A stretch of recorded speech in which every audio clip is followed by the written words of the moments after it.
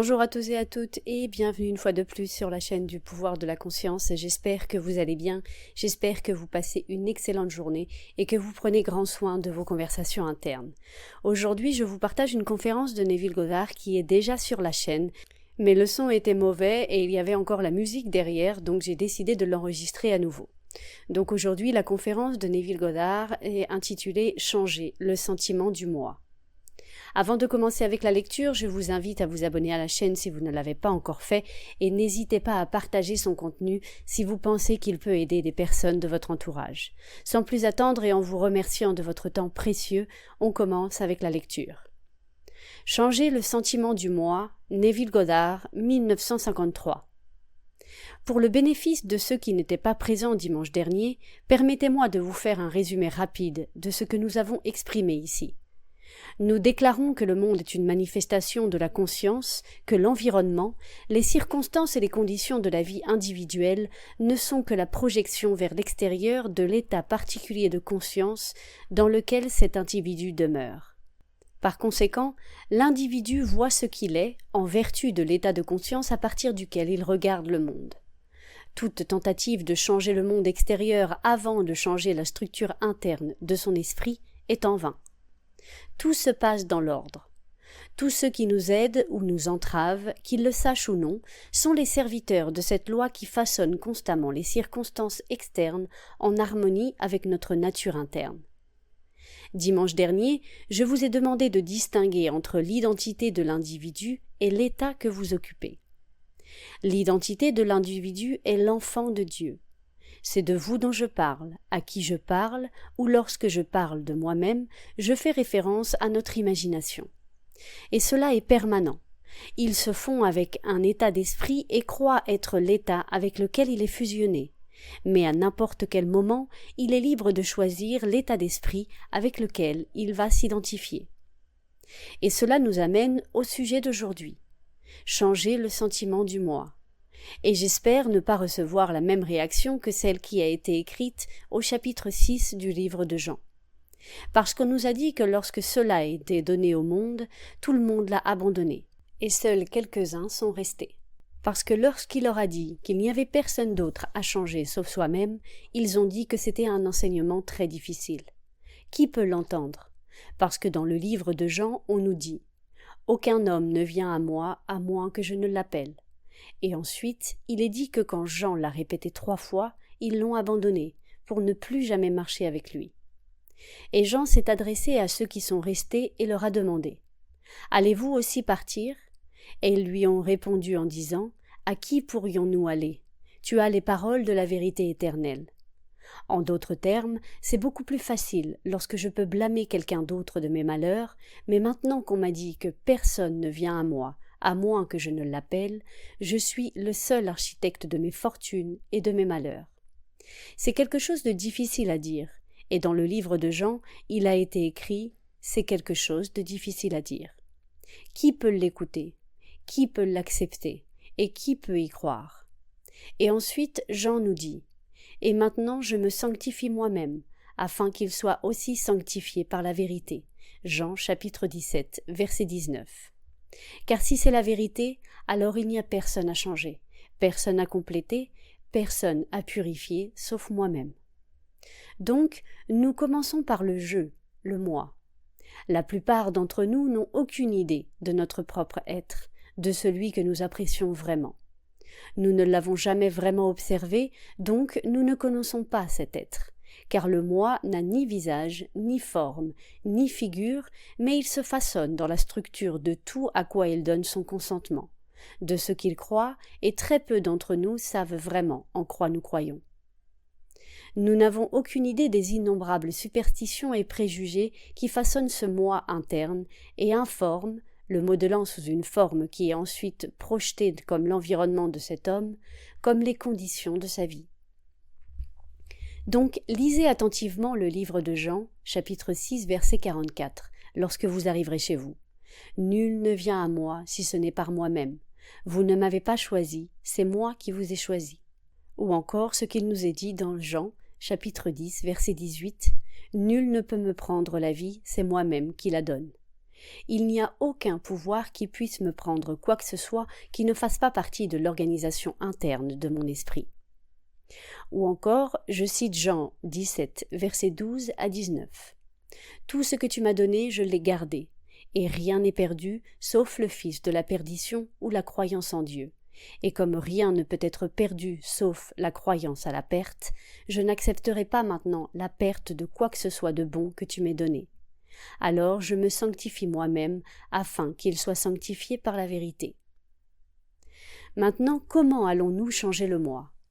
Tout d'abord, nous devons découvrir le moi actuel, et cela se fait en observant notre être, sans juger. Cela révélera un être qui vous laissera perplexe. Vous serez totalement, je ne dirais pas terrifié, mais peut-être gêné d'admettre que vous n'avez jamais connu une créature aussi primitive. Vous ne pourrez pas croire que c'est cet être avec lequel vous avez marché, que vous avez protégé et que vous avez excusé et justifié.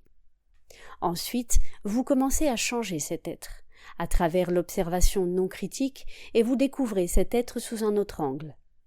Car l'acceptation de son propre être est l'essence du problème moral du monde. C'est l'exemple de la véritable observation de la vie, car c'est la seule cause de tout ce que vous observez dans votre monde.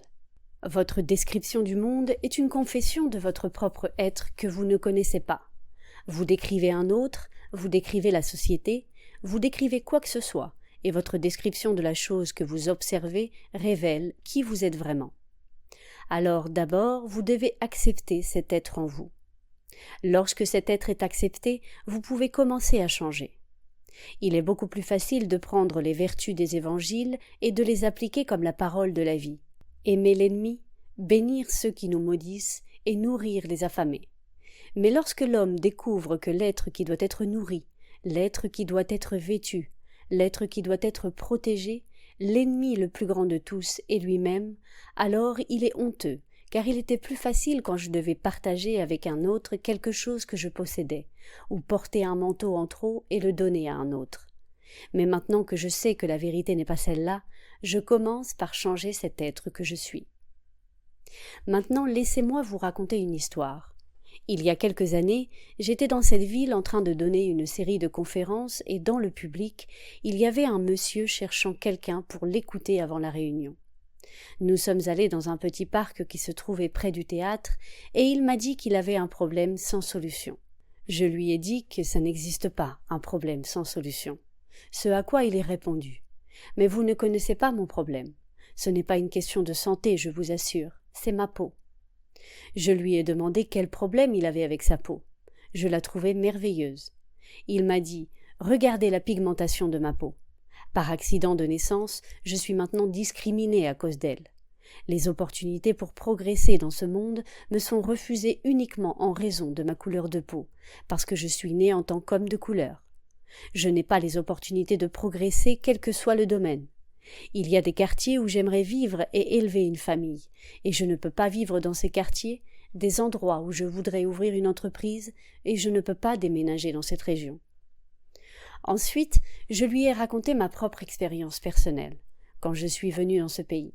Je n'avais pas le même problème, mais j'étais un étranger parmi les Américains. Pourtant, cela ne m'a pas semblé difficile. Il m'a dit « Mais ce n'est pas comparable à mon problème, Neville. D'autres sont venus ici en parlant avec un accent, mais ils n'ont pas ma peau, et pourtant je suis né américain. » Ensuite, je lui ai raconté une expérience que j'ai eue à New York. Si je devais nommer un homme que je considère comme mon maître, je parlerais d'Abdullah. J'ai étudié avec cet homme pendant 5 ans. Il avait la même couleur de peau, le même pigment que cet homme. Il ne permettait jamais à quiconque de le traiter comme un homme de couleur. Il était très fier d'être noir et ne voulait aucune altération de la façon dont Dieu l'avait fait. Un jour, Abdullah s'est tourné vers moi et m'a demandé « As-tu déjà vu une photo du Sphinx ?» Il incarne les 4 coins de l'univers. Vous avez le lion, l'aigle, le taureau et l'homme. Et voici l'homme qui est la tête, la couronne de cette créature appelée le Sphinx, qui défie toujours la connaissance de l'homme pour le décrypter, était couronné de la tête d'un être humain. Et regarde attentivement la tête, Neville, et tu verras que celui qui a façonné cette tête et ce visage, il devait être noir. Celui qui l'a modelé avait le visage d'un noir, et même si cela défie encore la capacité de l'homme à le décrypter, je suis très fière d'être un noir. J'ai vu des scientifiques, des médecins, des avocats, des banquiers de toutes sortes essayer d'obtenir une réunion avec Abdullah, et tous ceux qui venaient à lui se sentaient honorés d'être admis dans sa maison et d'obtenir un entretien avec lui. S'il était invité à un événement, ce qui lui arrivait tout le temps, il était toujours l'invité d'honneur. Il m'a dit: Neville, tu dois d'abord commencer par toi-même. Trouve ton propre être, ne sois jamais honteux de l'être que tu es. Découvre-le et commence à changer cet être. J'ai dit à ce monsieur exactement ce que m'avait enseigné Abdullah, qu'il n'y avait pas de cause en dehors de l'ordre de son propre esprit. S'il était discriminé, ce n'était pas à cause de la couleur de sa peau, même s'il m'a montré des panneaux géants qui lui interdisaient l'accès à certaines zones. Les panneaux étaient là parce que dans l'esprit de certains hommes, de tels schémas s'étaient formés et attiraient maintenant ce qu'ils condamneraient. Il n'y a aucun pouvoir en dehors de l'esprit de l'homme qui puisse affecter l'homme. Et si, par l'ordre de son propre esprit, il donne son consentement à ces restrictions dès sa naissance, et s'il est lentement conditionné pendant sa jeunesse, arrivant à l'âge adulte en croyant qu'il sera toujours attaqué, alors il devra toujours être attaqué, car aucun homme ne vient à moi à moins que je l'appelle. Alors quelqu'un vient me condamner ou me louer. Il ne pourrait pas venir à moi à moins que je ne les ai appelés.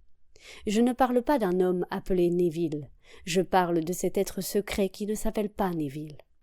L'être secret est la somme totale de toutes mes croyances, c'est toutes les choses auxquelles je donne mon consentement, qui forment un schéma de structure.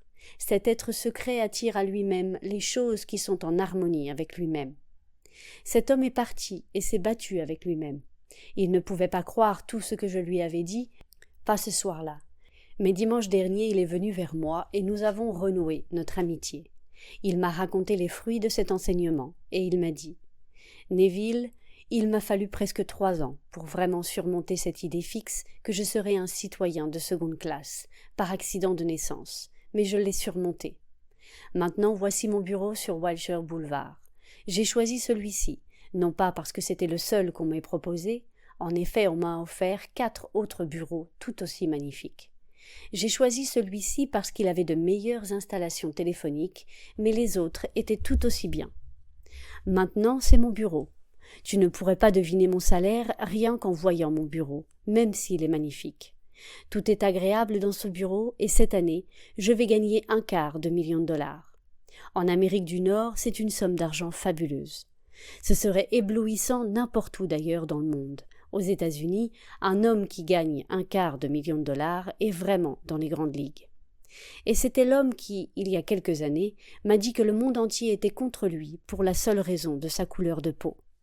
Il sait maintenant que ce qu'il est le résultat de l'état de conscience avec lequel il s'identifie, et le choix lui appartient s'il veut revenir aux limitations de son enfance lorsqu'il croyait cette histoire ou de continuer dans la liberté qu'il a trouvée. Ainsi, vous et moi pouvons être tout ce que nous voulons être dans ce monde, si nous définissons clairement notre objectif dans la vie et y travaillons constamment. Cela doit devenir une habitude. Le concept noble que nous avons de notre propre être ne peut pas être porté seulement un instant et enlevé lorsque nous sortons de cette église. Ici, nous nous sentons libres. Nous avons l'impression d'avoir quelque chose en commun. C'est pourquoi nous sommes ici. Mais allons-nous porter ce concept noble que nous avons maintenant de notre propre être lorsque nous sortirons de ces portes et monterons dans le bus? Ou retournerons-nous aux limitations que nous avions avant de venir ici? Le choix nous appartient, et la leçon la plus difficile à apprendre est qu'il n'y a personne dans ce monde que vous puissiez attirer à vous, à moins que vous, et vous seul, ne l'appeliez. Donc, ne faites pas ce que des milliers d'années auparavant des personnes ont fait, car c'est le début de la séparation de la grande vérité. On nous a dit qu'ils se sont détournés pour ne plus jamais l'entendre, et cela n'a pas plu non plus à ceux qui sont restés. Mais où pourrait-il aller, si c'est la parole de la vérité éternelle?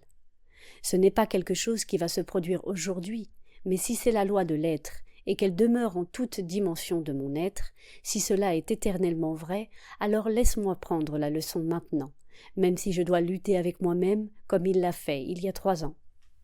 Changer le sentiment du moi est donc sélectif, car d'innombrables états sont des états infinis, mais le moi n'est pas un état. Le moi croit être l'état quand il entre et fusionne avec lui. Cet homme a été présenté avec un état d'esprit et sans la faculté de discerner dans sa jeunesse, il a fusionné avec cet état de conscience et a cru que ses restrictions étaient vraies. Et il lui a fallu 3 ans pour dissocier le moi de ses idées qu'il avait vécues pendant tant d'années.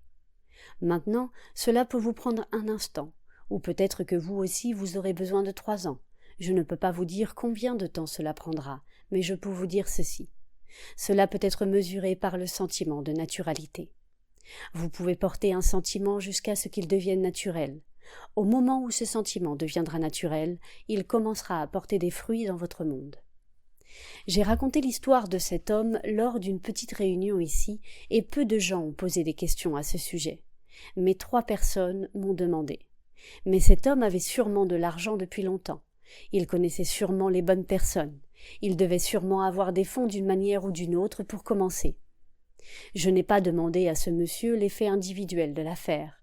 Je suis allé au bureau, je l'ai vu, je n'ai pas regardé ses comptes. Il m'a donné cette information volontairement et m'a parlé du chiffre d'1/4 million de dollars par an. Je n'en ai aucune manière vérifié cette déclaration, et je l'ai cru implicitement. Mais je ne me laisserai pas influencer par ceux qui pensent que si on n'a pas certaines choses pour commencer, on ne peut pas appliquer cette loi. Vous pouvez commencer maintenant à partir de 0 et choisir d'être la personne que vous voulez être. Vous ne changerez pas la pigmentation de votre peau, mais vous réaliserez que votre accent, votre pigmentation de peau ou ce que l'on appelle votre race d'origine ne seront pas des obstacles, car si un homme est entravé, ce n'est que l'état de conscience dans lequel il réside qui l'entrave. L'homme est libéré ou réprimé en raison de l'état de conscience dans lequel il persiste. Si vous persistez en lui, je vous dis, alors persiste en lui. Mais je vous préviens que cela n'aura d'importance pour personne. Et c'est un coup terrible quand un homme découvre que personne d'autre que lui-même ne se soucie vraiment de lui.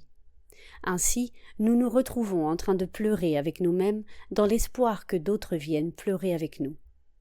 Et quelle douche froide horrible quand le jour arrive où nous réalisons que personne n'a jamais vraiment compté.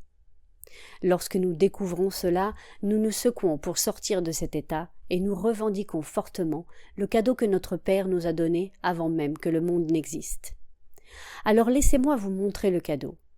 Vous avez lu le Notre Père, peut-être tous les jours, mais vous avez lu une prière qui est une traduction d'une traduction, qui ne révèle pas ce que l'évangéliste voulait dire.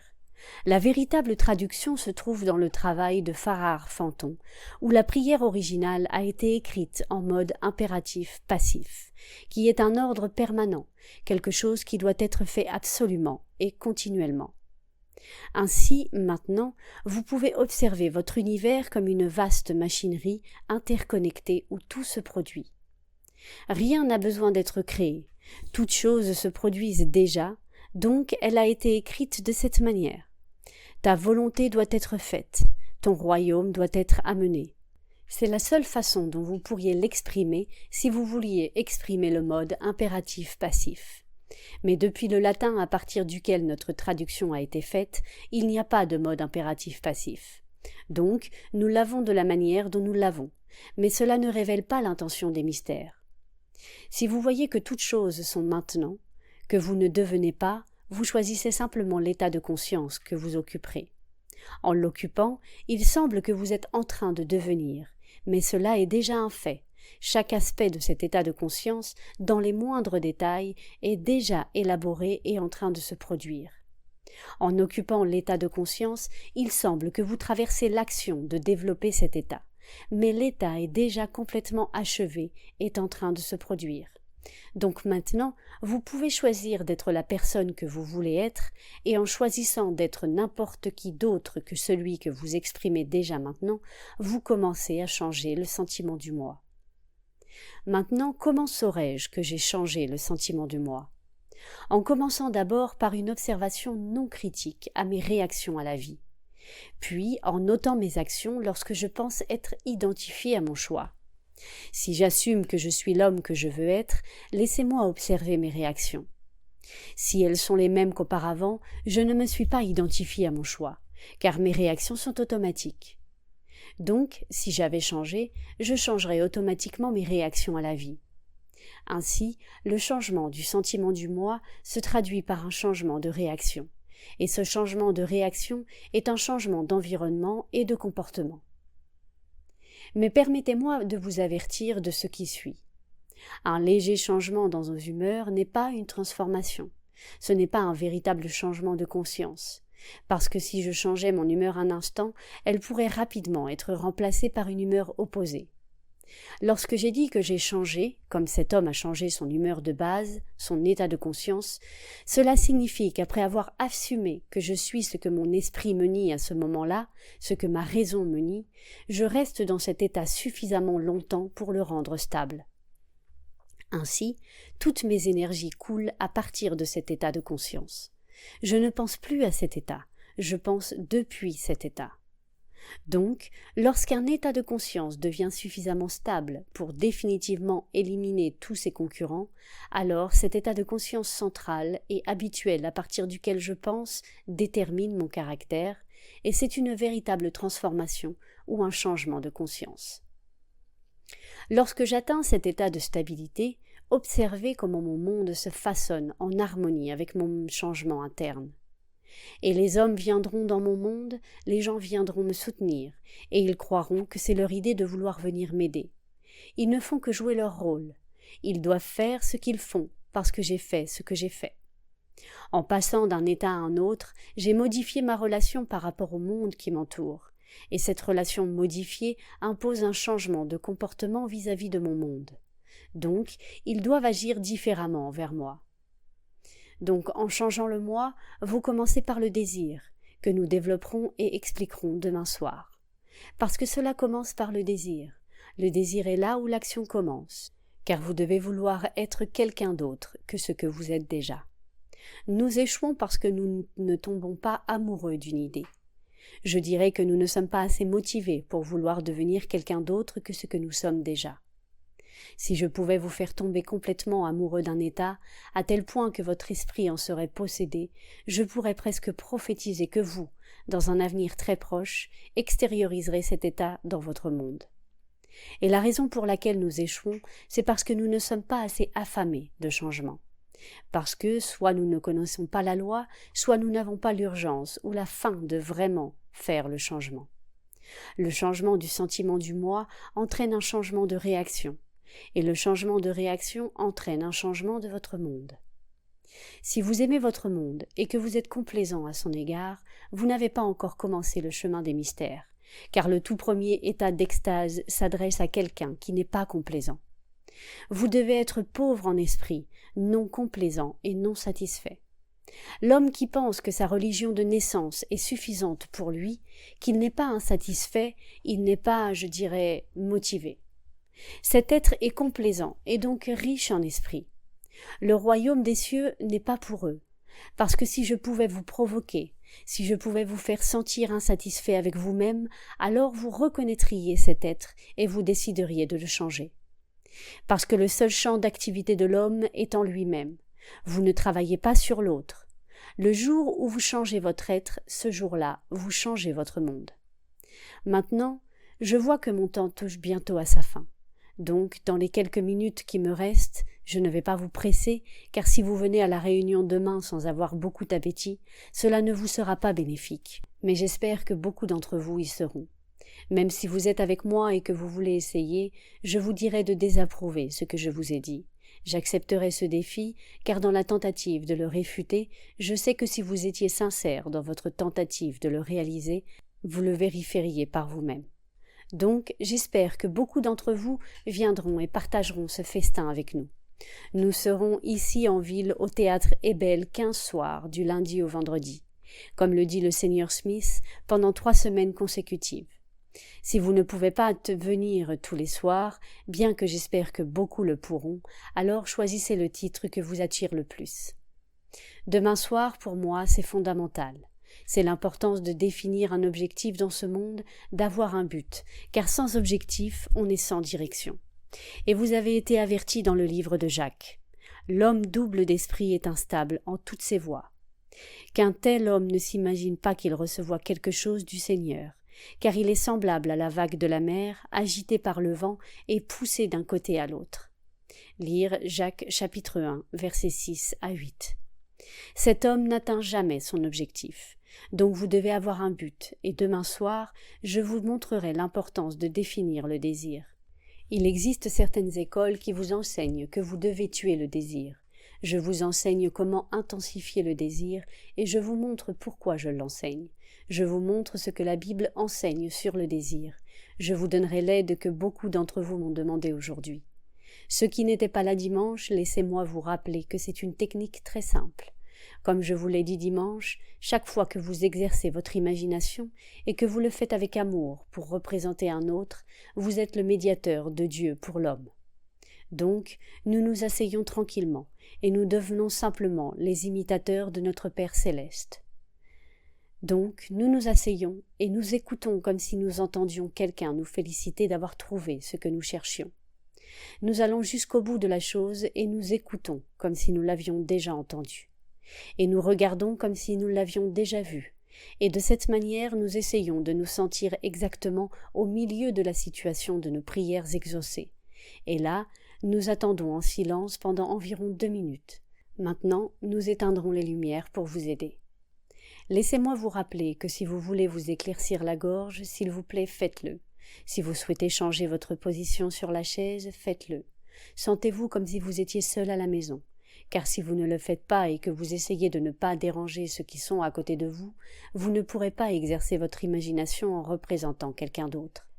Maintenant, je vais prendre la chaise et écouter attentivement dans mon imagination comme si vous l'aviez entendu. Je vous fais cette promesse.